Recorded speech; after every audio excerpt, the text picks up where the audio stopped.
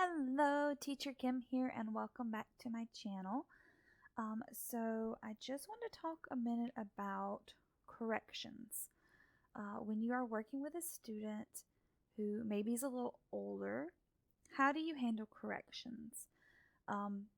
Obviously, the whole point of the students learning English that we work with is for them to get the words pronounced correctly. Well, this is the second time I've had the same word mispronounced repeatedly, even with me correcting it. So this is the word that my students all seem to have trouble with in the same unit in my iTutorGroup classes. Cell.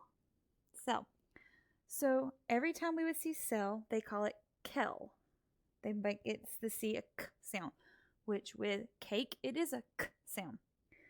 And something that I remind them of, and sometimes they remember and sometimes they don't, is that when you see CE together, it makes the S sound. Cell.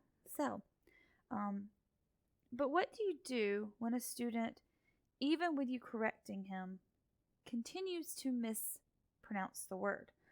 So for instance, the student I had today mispronounced cell, mispronounced bacteria, and influenza.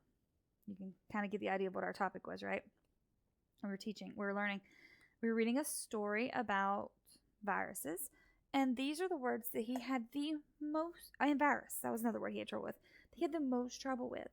So every time he would come across the word and mispronounce it, I would stop him, correct him, or I'd wait to the end and correct him.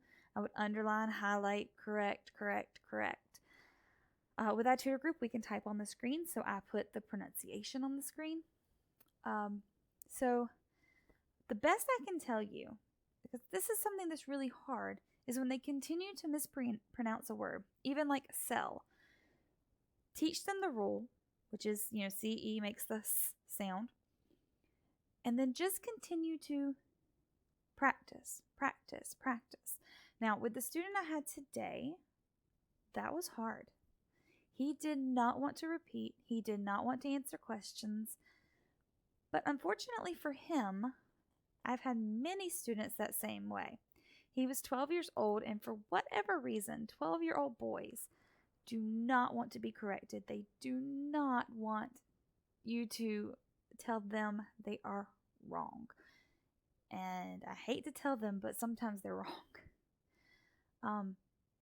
I love how they keep, and they like to hurry. They love to hurry through our lessons and read as fast as they can. Well, the problem with reading fast, and this is something you have to remind them of repeatedly, the problem with reading fast is when you read fast, that's when you start mispronouncing. So instead of thinking, oh, this is cell, kel. I'm going to immediately say that C and think K sound, so kel. It's got to be kel. And so we have to remind our students, especially the higher level students. This was a level 7 with iTutorGroup, which puts him about, I would say level 4 to level 5 with VIPKid. You have to remind them to slow it down.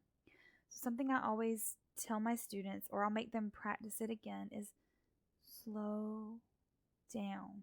When you read so fast, I can't hear you because you're going too fast. I'm listening for those corrections, and you are going to mispronounce more words. So every time he would fly through a reading, we'd go back and have to go back through it, the whole thing again, because he would miss the words.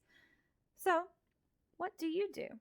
What do you do when you have a student who refuses to take correction, who constantly is speeding through the lesson? How do you handle it? Let me know, and I'll see you next time.